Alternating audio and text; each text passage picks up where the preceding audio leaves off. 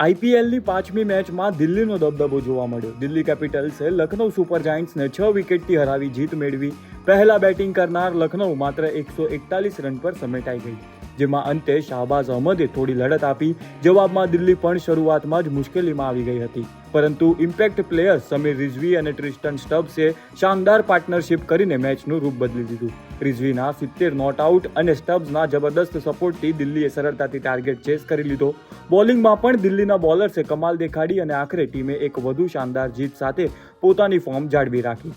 આજની છઠ્ઠી મેચમાં બંને ટીમો માટે કમબેક કરવાની તક છે. કેકેઆર વર્સેસ એસઆરએચ વચ્ચે મુકાબલો છે. કોલકાતા નાઇટ રાઇડર્સ પોતાના હોમ ગ્રાઉન્ડ પર રમશે, જ્યારે સનરાઇઝર્સ હૈદરાબાદ જીત માટે આતુર છે. બંને ટીમો પહેલી મેચ હારી હોવાથી આજે જીત અત્યંત મહત્વની છે તેમની માટે. એટલે આજે ઈડન ગાર્ડન્સ પર જબરદસ્ત ટક્કર જોવા મળી શકે છે.